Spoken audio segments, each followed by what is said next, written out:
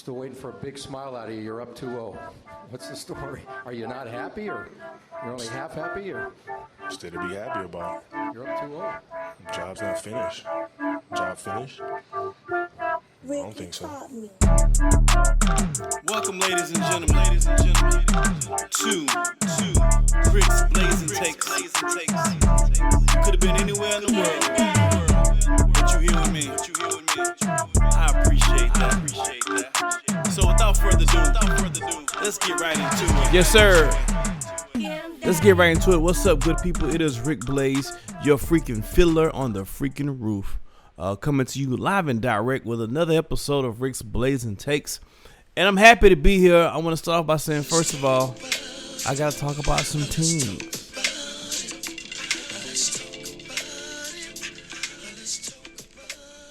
I actually forgot that part was coming in. Anyway, so first of all, I have to stop right here and I have to give some light, some respect, some love to all our vets. This is Memorial Day.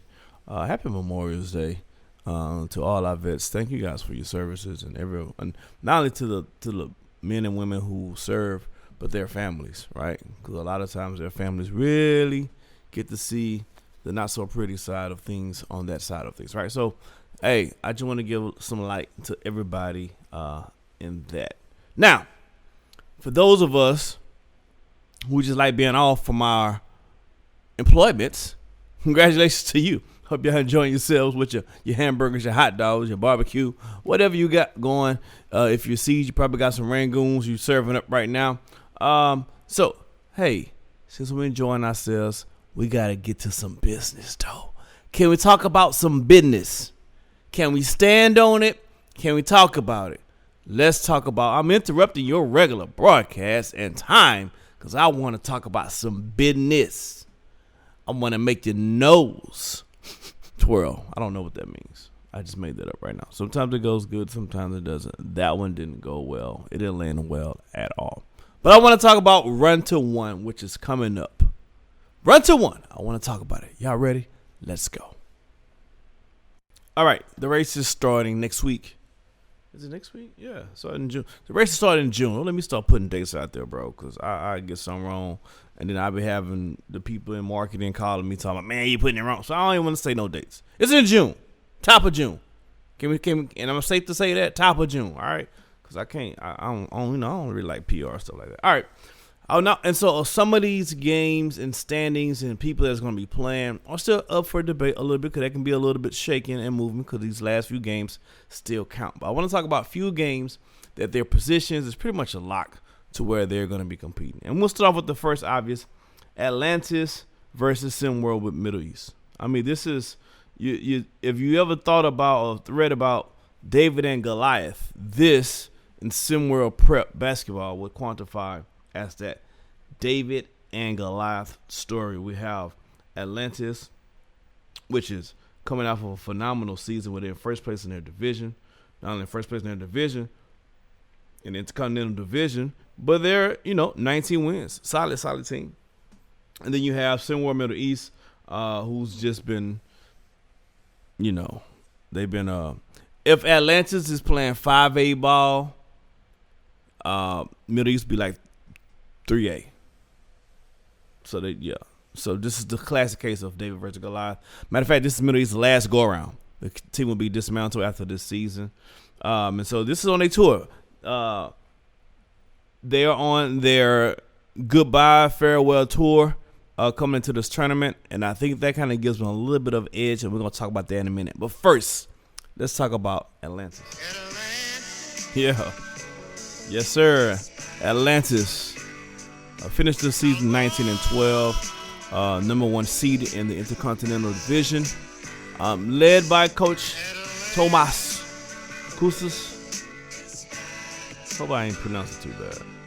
But Kusa, who's a coach of the year candidate. That's how great of a year he's had with the Atlantis this year as Mr. Ron Osley. Do what Ron Osley does for the kids who don't know who that is. The name of the song is called Voyage to Atlantis. You see where I'm going? Never mind. All right. Led by Bajorni Johnson, Kenneth Klum, Keontae Smythe, They got some guys. They have a really, really, really solid squad, led by Johnson, Bajorni, who averages 16 points a game this season, almost really 17 points a game this season. They are one of those teams where they have several guys who can do damage and put the ball in the basket. No other person on this team averages 10 points.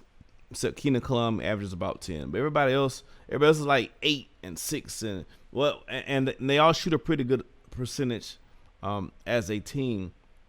This is one of those teams where you can't. They won 19 games for a reason, right? So you can't play them for weak. Are they the most athletic? No. Are they the most physical team? No. Are they the fastest team? No. But they play really good, smart, sound basketball. And Coach Kusa always put his team in the best position to maximize their talent. They will outplay you. They will out-hustle you. And Coach Kusa, can't out-coach the other coach. That's what they have going for them.